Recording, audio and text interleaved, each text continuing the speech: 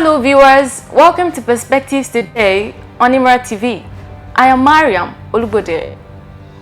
In the bustling streets of Lagos, in the crowded market of Kano, and in the rural farmlands of Benue, a single phrase is gaining momentum. Tinubu, we are hungry. It is not a political slogan. It is not a campaign chant. It is a desperate plea from millions of Nigerians struggling to survive in an economy that has turned against them.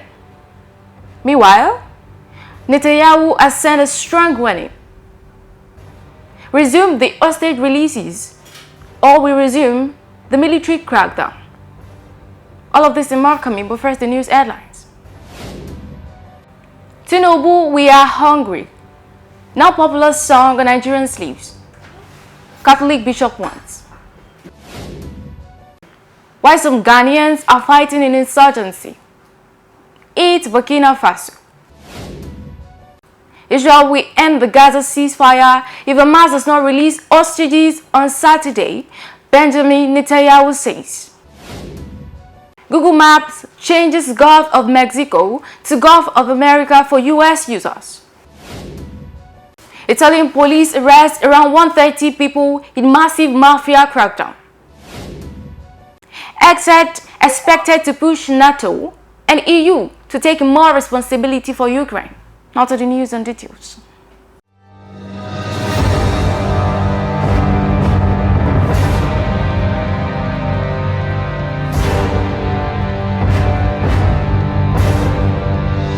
From food vendors to taxi drivers, student to civil servant, the frustration is the same. The cost of living has spiraled beyond control, and for many, 3 meals a day have become a luxury. The Catholic Bishop of Ekiti, Felix Ajakaye, has joined the growing chorus of connected and concerned voices. In a strongly worded statement, he warned that Nigeria is on the brink of social explosion. Hunger does not recognize political affiliations. A starving population will not sit quietly and watch, he said. His message to President Bola Tinubu was clear. Act now, or risk losing control. Nigeria's economy has faced turbulence before, but never like this. The statistics paint a grim picture. Inflation is at its highest, with food prices skyrocketing beyond the reach of ordinary citizens. The naira has lost over 50% of its value since mid-2023, making imports almost unaffordable. Fuel prices have tripled since the removal of subsidies, leading to increased transportation costs and a rise in the price of goods. Electricity tariffs, it has solved worsening conditions for businesses and households alike. Unemployment remains stubbornly high, with companies downsizing due to the harsh economic climate, and the result, a growing number of Nigerians slipping into poverty. The World Bank estimates that 133 million Nigerians now live in multi-dimensional poverty, meaning they struggle with food insecurity, poor healthcare, and a lack of essential services.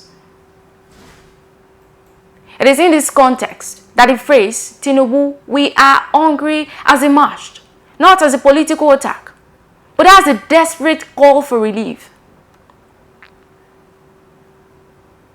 Tinubu came to power on the back of his renewed hope agenda. His government promised economic reforms that would stabilize the country, attract investment, and improve living standards. But for millions of Nigerians, the reality has been the opposite. On his first day in office, Tinubu removed the fuel subsidy, a move that sent shockwaves through the economy. Transport fees doubled overnight, and within weeks, food prices followed.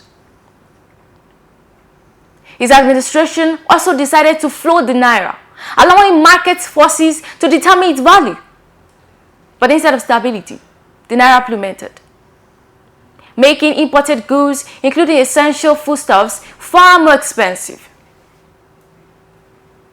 Government officials continue to urge patience, insisting that the pain is temporary and that reforms take time to yield results. But why? But patience, as many Nigerians will tell you, does not put food on the table. Bishop Ajakaye put it bluntly.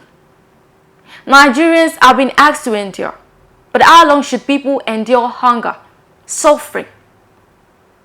How long before desperation turns into unrest? Will the government listen? In 2012, the Occupy Nigeria movement erupted in response to fuel subsidy removal under President Goodluck Jonathan. The protests spread nationwide, bringing the country to a standstill and forcing the government to partially reinstate the subsidy. In 2020, the EndSARS movement, initially aimed at ending police brutality, became a larger protest against bad governance and economic hardship. The youth-led demonstrations shook the nation. And while the movement was eventually suppressed, it sent a clear message. Nigerians will not stay silent forever. Now in 2025, the warning signs are once again flashing vividly. Hunger is a more powerful motivator than ideology. When people can no longer afford to feed their families, history has shown that they take to the streets. Will Tinubu's government listen before it's too late? That is the real question, the big question. And the government is scrambling to respond. Although there are reports of new palliative measures, including plans to distribute food aid and cash transfers to vulnerable citizens, economic advisors are urging patience, promising that the long-term benefit of subsidy removal and currency reforms will soon materialize. But for Nigerians living in the present, struggling to afford a bag of rice or a loaf of bread, these promises sound hollow. For now, the chants continue. Tinubu, we are hungry. And if history is any guide, the government will be wise to listen. Because when words stop working, the street, actions start talking. Moving on.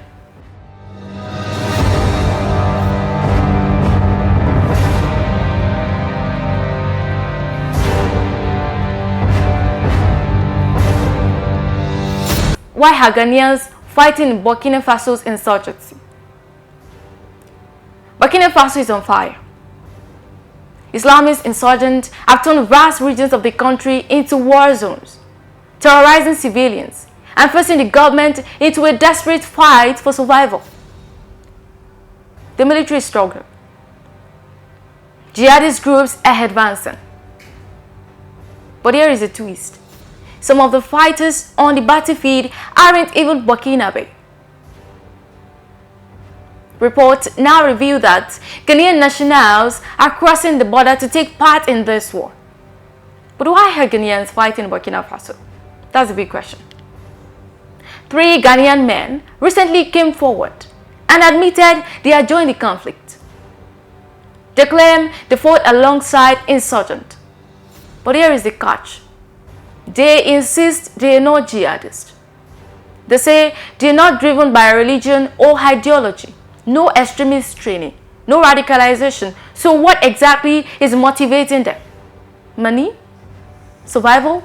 Or something much bigger? To understand why Ghanaians are involved, we must look at the bigger picture. For years, West Africa has been battling the rise of jihadist movement. From Mali to Niger, from Nigeria to Burkina Faso, extremist groups have spread like wildfire. Ghana, however, has remained largely untouched. No major terrorist attacks, no report of armed insurgents marching through its cities. But does that mean Ghana is safe?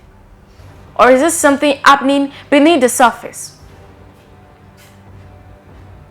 Intelligence reports suggest that jihadist groups have been using northern Ghana as a safe zone.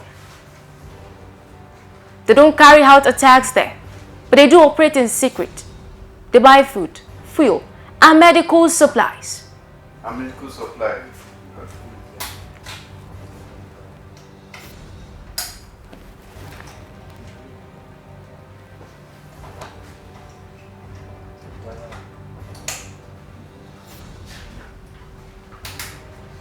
James. Who's that? Oh, Diawa. Ah, yo. And medical supply. They even sell stolen livestock to fund their operations. Ghana's markets have unknowingly become a part of the extremist supply chain. And it doesn't stop there. Some reports claim that injured jihadis are secretly receiving medical treatment in Ghana.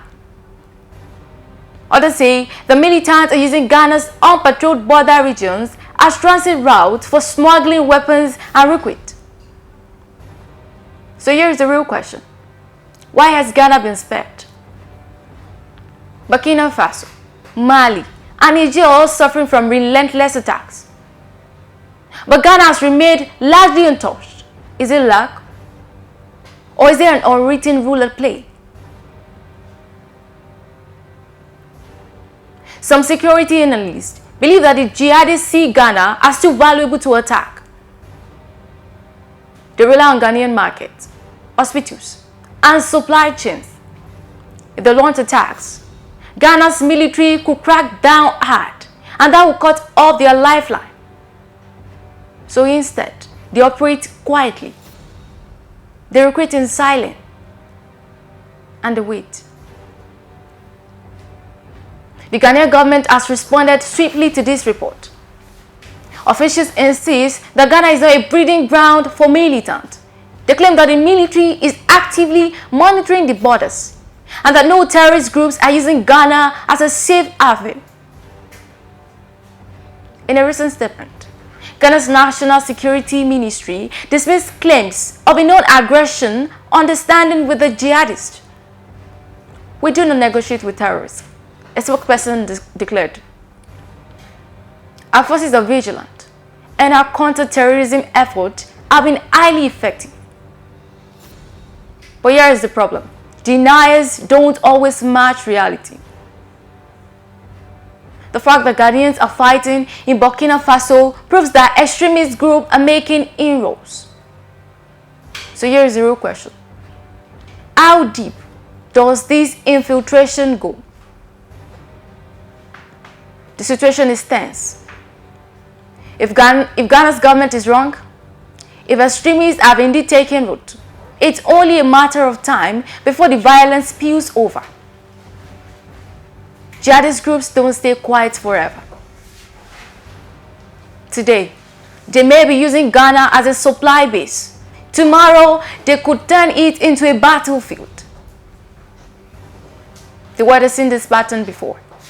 Mali, once a stable nation, fell to insurgents in 2012.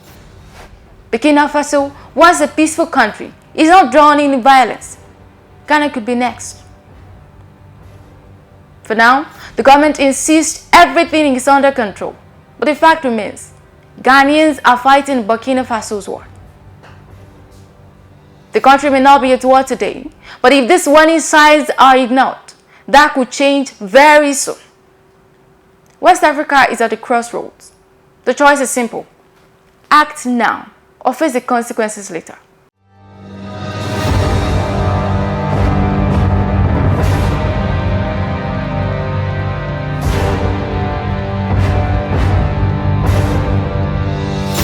Ticking time bomb.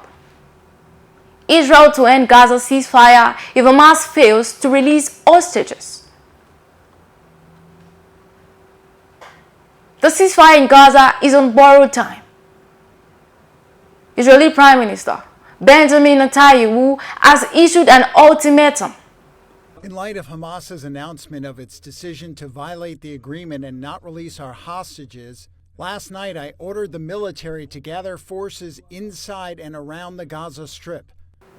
If Hamas does not release the remaining hostages by Saturday, Israel will resume its military campaign in full force.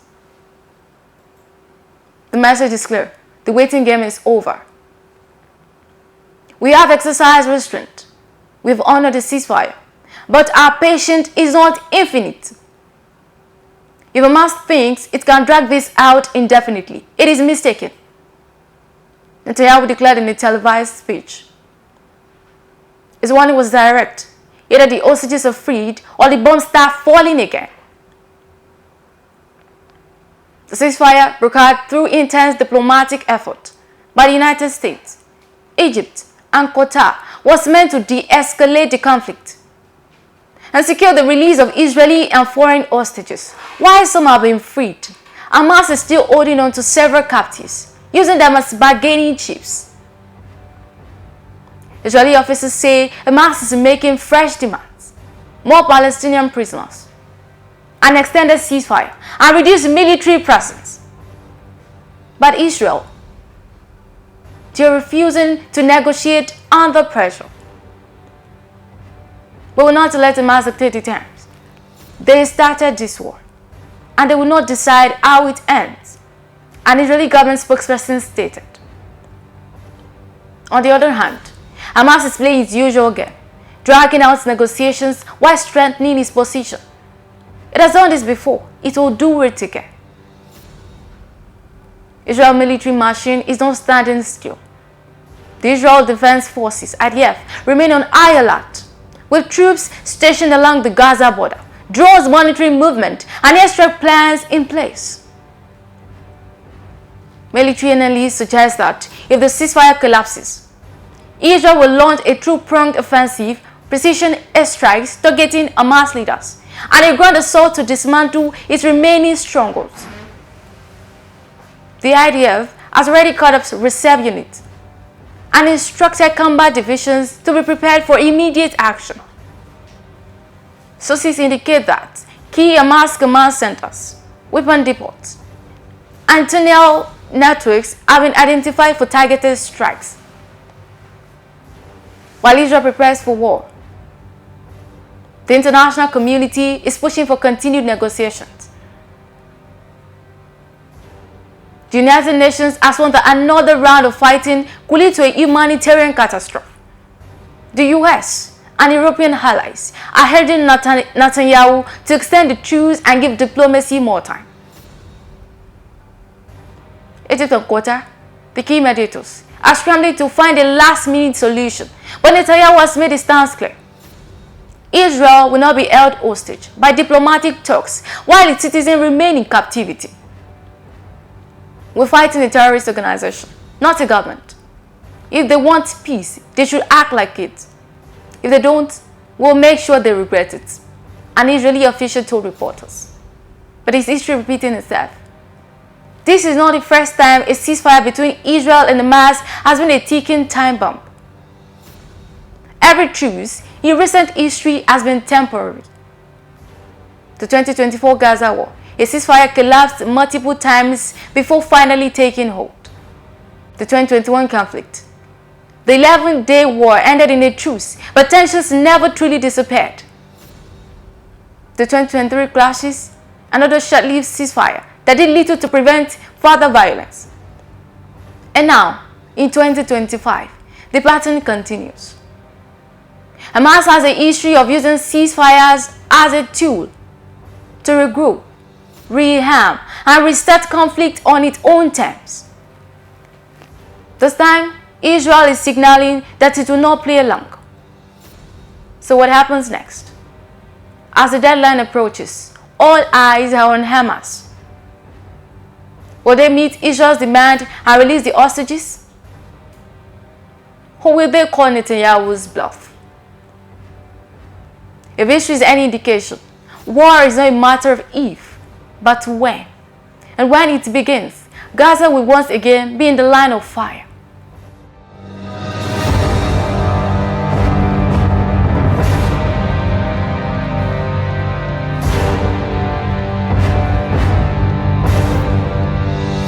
Google renames Gulf of Mexico to Gulf of America for US users.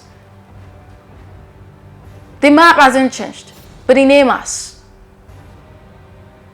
Google has quietly renamed the Gulf of Mexico to the Gulf of America, but only for users in the United States. There was no official announcement, no public statement, just a quiet alteration on Google Maps, first spotted by sharp-eyed internet users. What followed was an international firestorm. Mexico is outraged. Latin American leaders are calling it a digital land grab, and social media a full-scale war. The discovery was accidental. A Texas-based journalist searching for hurricane updates noticed the change, where Gulf of Mexico had always been, the label now read Gulf of America. Within hours, screenshots flooded social media. Confusion turned to outrage. Was this a glitch? A rebranding? A political statement? Google remained silent for an entire day. Then came the carefully worded response.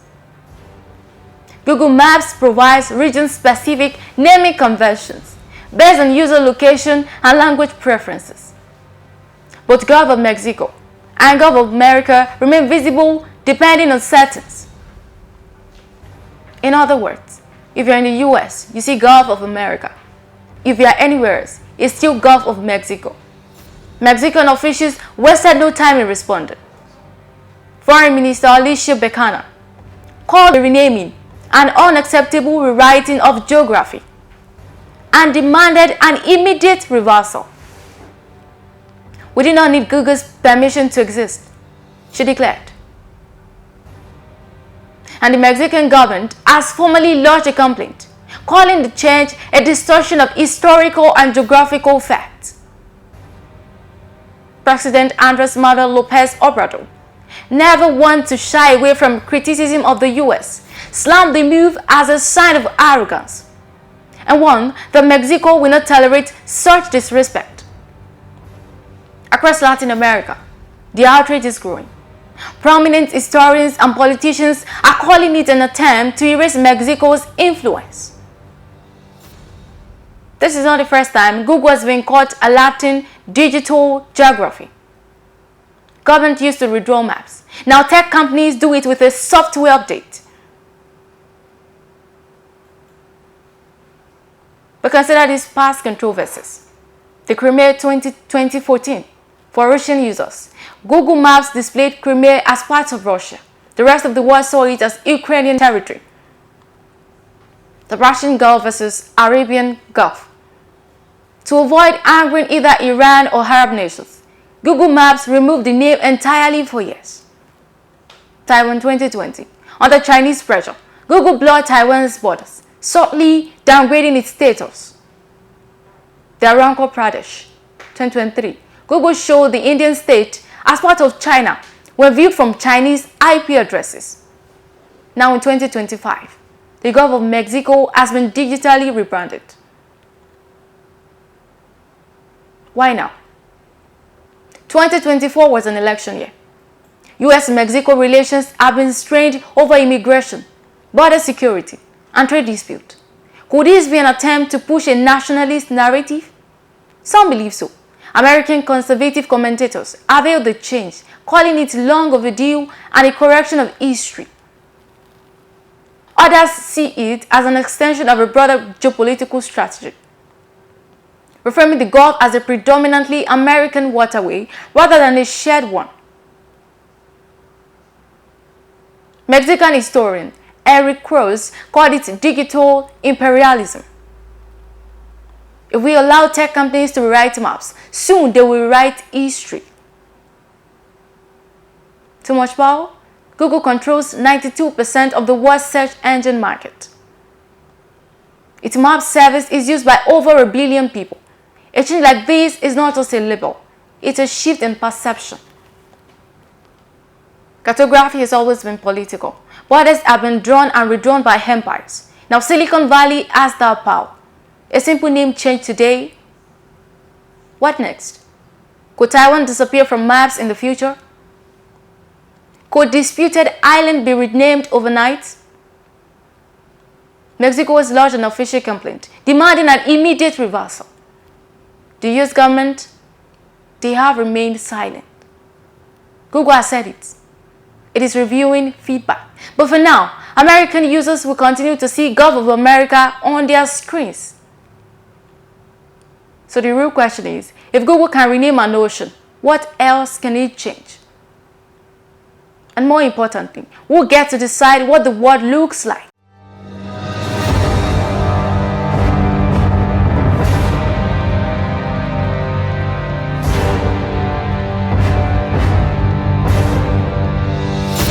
So, Italy's mafia empire under siege. 130 arrested in mega crackdown. The largest coordinated operation in the fight against Italian organized crime. According to Europol, the 'Ndrangheta network focused on trafficking drugs from South America to Europe and Australia. The mafia group is also accused of supplying weapons from Pakistan to South American criminal groups. $1 billion crime syndicate brought to its knees. 130 arrests. An empire of extortion, drugs, and corruption shattered in a single night. Italy's most feared mafia organizations, the 'Ndrangheta, Cosa Nostra, and Camorra, have been hit with one of the largest crackdowns in history. A nationwide sting operation led by Italian law enforcement has dismantled high-ranking bosses, enforcers, and political allies who kept the underworld thriving. This is a historic strike against the mafia, said Interior Minister Matteo Piantedosi. The Italian state is not afraid. The mafia will fall, but will it? The mafia survived centuries of war, assassinations, and arrests. Is this the beginning of the end, or just another temporary setback for Italy's most notorious crime families?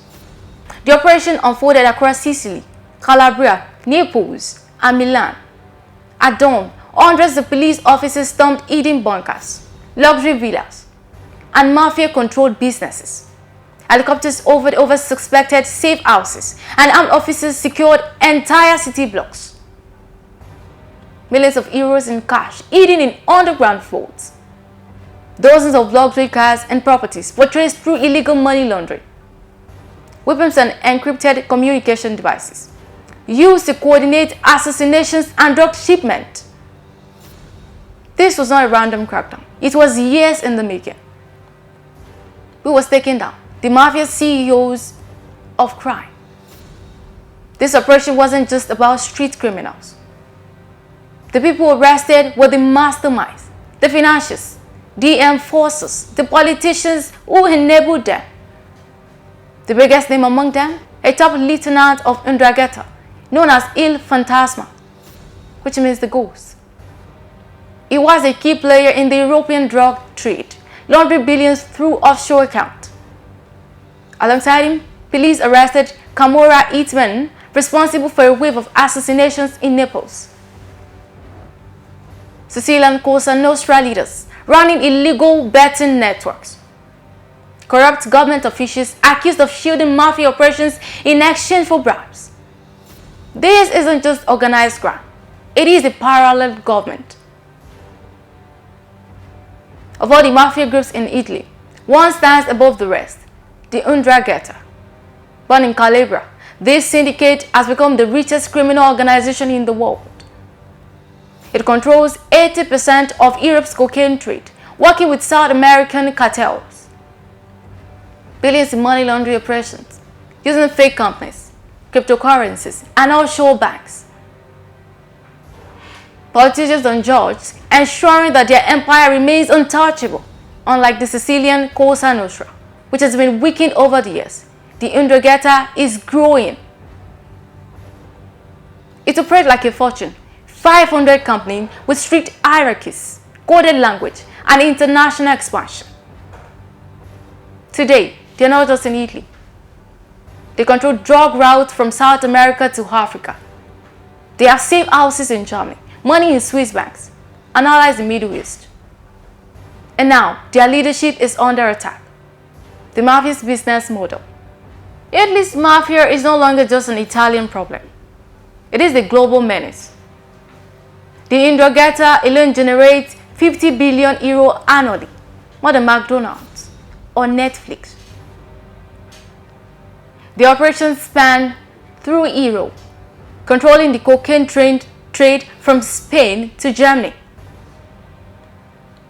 In South America, direct ties with Colombian and Mexican cartels. Through Africa, using ports in Libya and Morocco for smuggling routes. In Australia, infiltrating local businesses for money laundering.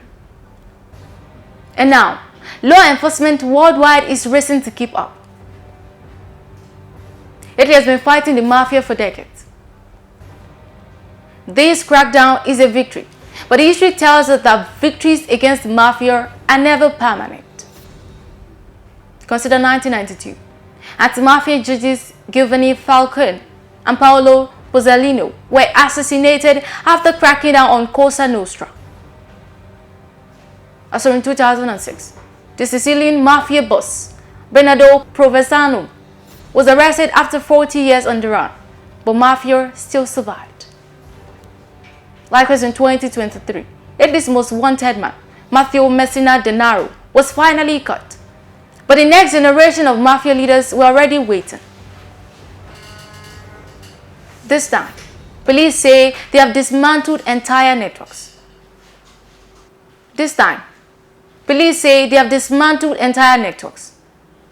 But the mafia has a way of adapting.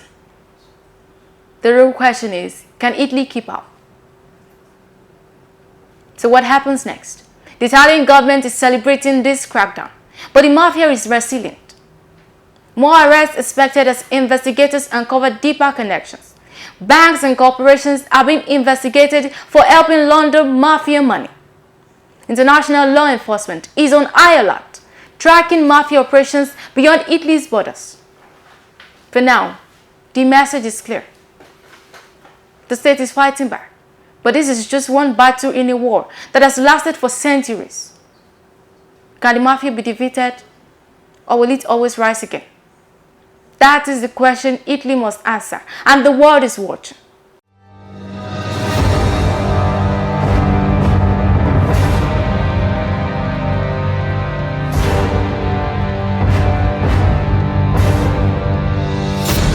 Except to NATO and EU, step up or step aside on Ukraine. The US is no longer Ukraine's blank check. The Trump administration is shifting gears. And Defense Secretary Pete Hegseth has a clear message for NATO and European Union. There are no plans right now in the making to cut anything.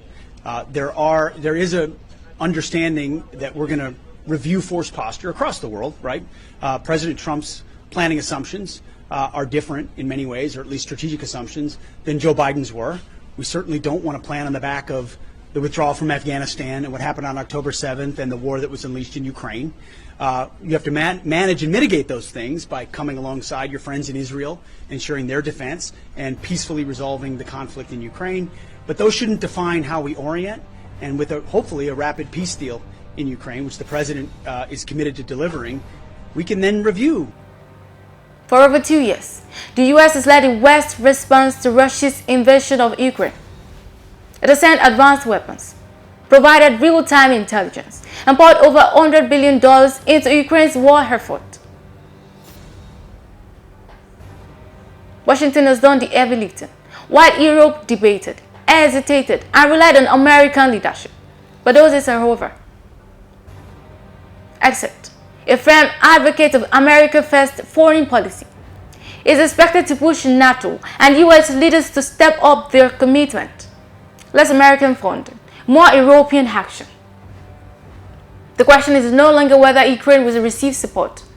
The question is who will provide it. The Americans first shift. No more free rides for NATO. The Trump administration is redefining America's role in global conflict. Unlike its predecessor, this administration is skeptical of endless military aid without accountability. Hegseth's argument is straightforward. NATO must increase its defense spending. The days of European nations relying on US funding are over. The EU must take the lead in military aid, America won't be the first responder to every crisis. Not only is it a new strategy, one that doesn't depend on Washington making all the tough calls. But here is the problem. Europe is divided. While some countries are willing to take on the greater role, others are reluctant. The UK and Poland are pushing for more military aid and tougher action against Russia. Meanwhile, Germany and France want diplomatic solutions over military escalation. For Hungary and Slovakia, they are openly skeptical of continued support for Ukraine. This division is why the US has led the way for so long, because NATO struggles to act without American direction. And now, Donald Trump is back in the White House. His administration sees things differently. If NATO is truly an alliance, then all members must contribute equally. But can NATO handle this pressure? Except, it is expected to put NATO and EU leaders on 3 critical points. First is the financial burden share. NATO members must meet and exceed their 2% GDP defense spending target. The second, weapons production. Europe must ramp up arms manufacturing and stop waiting for US supplies. And lastly is the strategic autonomy. The EU must coordinate military support for Ukraine without relying on Washington. These demands are not suggestions, they are expectations. The US will not abandon Ukraine, but it will not carry NATO on its back forever. What happens if the US pulls back? Ukraine cannot win this war without Western aid, and that is the fact. Without US weapons, Ukraine's counteroffensive could stall. Without US intelligence, Kyiv could lose its battlefield advantage. Without American funding, Ukraine's military could struggle to sustain oppression. So what happens next? Will NATO finally take leadership in Ukraine's defense? Will the EU build a self-sufficient military strategy? Or will Ukraine be left exposed to Russia's next offensive? This is about more than just Ukraine. This is about NATO's survival. For decades, Washington has been the backbone of the alliance.